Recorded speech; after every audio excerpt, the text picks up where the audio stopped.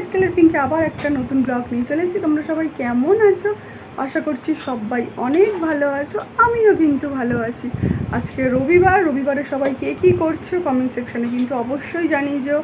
আর যেহেতু আজকে সানডে মানে রবিবার, আমি চলে এসেছি বাপের বাড়িতে প্রত্যেকবারের মতন। এবারও চলে এসেছি, সোনুবাবুর খেলা থাকে, সোনুবাবু খেলতে যাবে।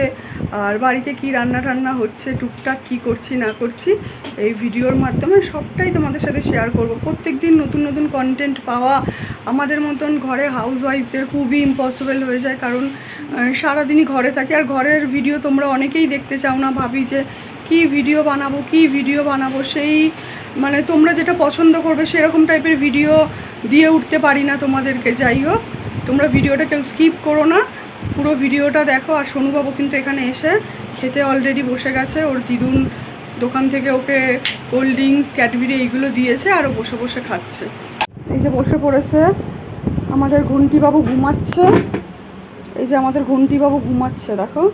যে এবার আওয়াজ শুনেছে, আমার আওয়াজ শুনে হাত পা নাড়ার দিচ্ছে। আর এই যে সোনুবাবু বসে রয়েছে, কখন ঘন্টিবাবুকে তুলে আদর করবে, কেন ও বেশিক্ষণ থাকবে না, ও একটু পরেই মাঠে খেলতে বেরিয়ে যাবে।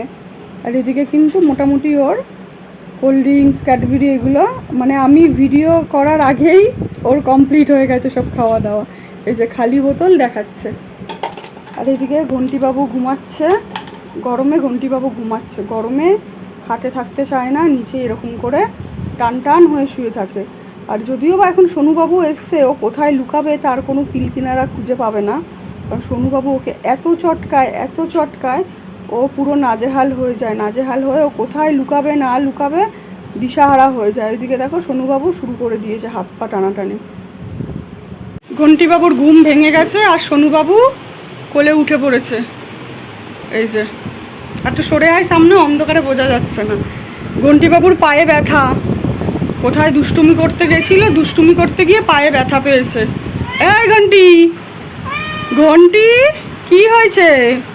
সোনুবাবুকে কিভাবে ধরে রেখেছে দেখো, যাতে ও পড়ে না যায়, কারণ ওর পায়ে ব্যথা পেয়েছে একটুখানি। লাগিয়ে দিয়েছে মাসি ওষুধ পায়ে। সোনুবাবুকে এই দেখো কিভাবে শক্ত করে ধরে রেখে দিয়েছে। সোনুবাবু তো কি আনন্দতে আর ধরছে না। ও কি হয়েছে? বোনটিকে আদর করে ঘরে ঢুকেছি, রান্নাঘরে দেখছি বোন বেগুনি কাটছে। অলরেডি বোনের সব কিছু ঘাচানো যা যা করবে মেনু সব কিছুই রেডি করে নিয়েছে। আর লাস্টে বেগুনটা কাটা ছিল, বেগুন কাটতে বসে পড়েছে। সুন্দর করে পাতলা পাতলা করে বেগুন কাটবে, কারণ বেগুনি করবে। আর এদিকে দেখছি আলুর দম কমপ্লিট হয়ে গেছে, তারপরে ফ্রায়েড রাইসের জন্য সব কিছু সবজি, তারপরে যা যা করবে চাল ঠাল সব কিছু ভেজানো হয়ে গেছে। তো আমি রান্নাঘরে ঢুকলাম ওর সাথে দেখা করার জন্য। আগে ঘন্টি দেখছি ব্যথায় কাতরাচ্ছে, তাই ঘন্টির সাথে একটুখানি কথা বললাম। তারপর দেখছি বোন রান্নাঘরে কি করছে না করছে। ফ্রায়েড রাইসের চালের জল ফুটছে, কারেন্টটা চলে গেল তাই এরকম অন্ধকার লাগছে। কি জ্বালাতন, ভিডিও করব কি, ভিডিওর আগেই কপাল এমন, এমনিই তো কন্টেন্ট খুঁজে পাই না কি বানাবো না বানাবো, তার মধ্যে একটা যাও ভাবলাম যে এই বাড়িতে এসে কি রান্না হচ্ছে সেটা তোমাদের সাথে শেয়ার করব। তার আগেই দেখো দুম করে একটা ক্লিপ রেডি না করতে করতে দুম করে কারেন্টটা চলে গেল। যাই হোক, এখানে ফ্রায়েড রাইসের জল ফুটতে দেওয়া হচ্ছে, আর এখানে বোন চাল ভিজিয়ে রেখেছে। আর আলুর দম তো রেডি হয়েই গেছে। আগের থেকেই ব্যাটারটাকে রেডি করে রেখেছিল আমার ছেলে, যেহেতু খেলতে যাবে সেই কারণে কিন্তু খুব তাড়াতাড়ি করেই বোন রান্না করেছিল। আর এদিকে দেখো ভাত কিন্তু হয়ে গেছে, ভাত জল ফুটছিল, জল ফোটার পরে বোন ভাত দিয়ে দিয়েছে। আর এখানে বেগুন টেগুন সব কিছু কেটে কুটে সুন্দর করে গুছিয়ে পুরো রেডি করে নিয়েছে। আর ও ব্যাটারটাকে কিন্তু সম্পূর্ণ চামচি দিয়ে সুন্দর করে মিশিয়েছে, একদমই হাত ব্যবহার করেনি। এদিকে ব্যাটারটা গুলিয়ে বেগুনি ভাজার জন্য রেডি করছে, আর একদিকে ভাতটা কিন্তু সুন্দর করে উবুর হচ্ছে। ভাতটা যদি ভালো মতন উবুর না হয় রাইসটা কিন্তু কাদা কাদা হয়ে যাবে। ভাত উবুর করাটা ভালো মতন সেটা খুবই জরুরি। আর ওদিকে কড়াইতে তেল দিয়ে দিয়েছে, তেল গরম হওয়ার জন্য অপেক্ষা করছিল এতক্ষণ। অপেক্ষা করতে করতে তেলটা যেই গরম হয়ে যাবে তারপরে পরপর করে বেগুনিগুলোকে সব ছেড়ে দেবে। ছেলে যেহেতু খেলতে যাবে, আমি আসার আগেই দেখছি বোনের সব কিছু গোছানো গাছানো সব কিছু কমপ্লিট, গুছিয়ে গাছিয়ে অলরেডি রান্নাঘরে ওর রান্না শেষের দিকে। কি খাবে আমি জানি না। লাস্টে এই যে বেগুনিগুলো ভাজছে, বেগুনিটা খুব সিম্পলভাবেই ভাজছে। আর রাইসের সাথে একটু বেগুনি বা কোনো কিছু একটু ফ্রাই না হলে না খেতে একদমই ভালো লাগে না। আলুর দম যতই থাকুক না কেন বা তরকারি যত কিছুই থাকুক না কেন, ফ্রায়েড রাইসের সাথে বলো বিরিয়ানির সাথে বলো একটু ফ্রাই আইটেম হলে না খুব ভালো হয়।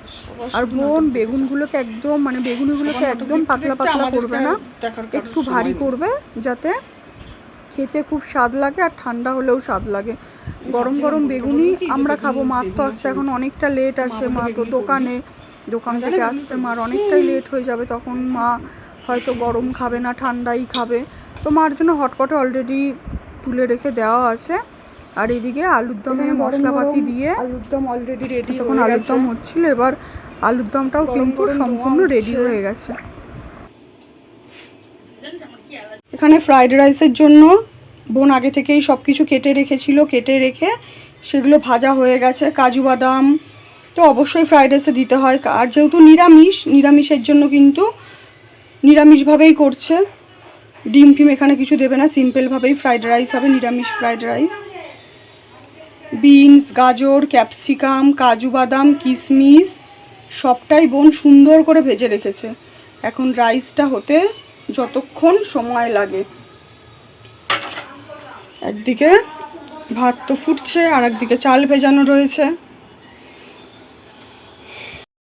রাইসটা কিন্তু হয়ে গেছে, হওয়ার পরে বোন কিন্তু কড়াইতে ছড়িয়ে দিয়েছে। গামলা আছে আমাদের, সবই আছে, কিন্তু বোন বললো যে অল্প রাইস তো দিই, তাই কড়াইতেই মেশাই, আর গামলা বড় গামলাটা আর এ করার দরকার নেই। এবার ও দেখো গোলমরিচের গুঁড়ো, নুন, মিষ্টি, তারপরে যা যা আছে বিনস, গাজর সবটাই মেশাবে সুন্দর করে।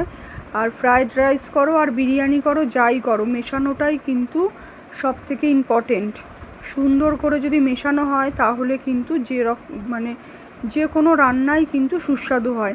নুন মিষ্টি সব কিছু পরিমাপ ঠিক থাকলে রান্নায় যে কোনো রান্নাই কিন্তু সুস্বাদু হয়। রান্না অত তরিজুত করে না করলেও চলে। আর ফ্রাইড রাইসে যেহেতু ঘিটা ইম্পর্টেন্ট, ঘিটা একটুখানি গরম করে দিয়ে আর মিষ্টিটা আগে থেকে দিলে একটু ভালো হয়, তাহলে ভাতের সাথে গরম ভাতটা যেহেতু গরম থাকে, গরম ভাতের সাথে মিশতে কিন্তু সুবিধা হয় চিনিটা। আর চিনিটা না মিশলে কিন্তু মুখে বাঁধলে তখনই ভালো লাগে না। আর অলরেডি গরম বেগুনি, ফ্রাইড রাইস, আলুর দম কিন্তু চলে এসেছে। কারণ সোনুবাবু খাবে, খাওয়ার জন্য এখন সোনুবাবু খাবে, হবে অনেকটা বেলা হয়ে গেছে, তাও অন্যদিনও অনেকটা আগে খেয়ে নেয়, আজকে অনেকটা দেরি হয়ে গেল। এবার সোনুবাবু খেতে বসে যাবে। সোনুবাবু খিদে পেয়ে খাওয়া দাওয়া কমপ্লিট করে সব কিছু কমপ্লিট করে সোনুকে মাঠ থেকে নিয়ে এবার বাড়ির দিকে আসলাম। বাড়ির দিকে আসতেই দেখছি রাস্তায় জিলাপির দোকান, ঘুগনির দোকান মোটামুটি সবটাই বসে গেছে।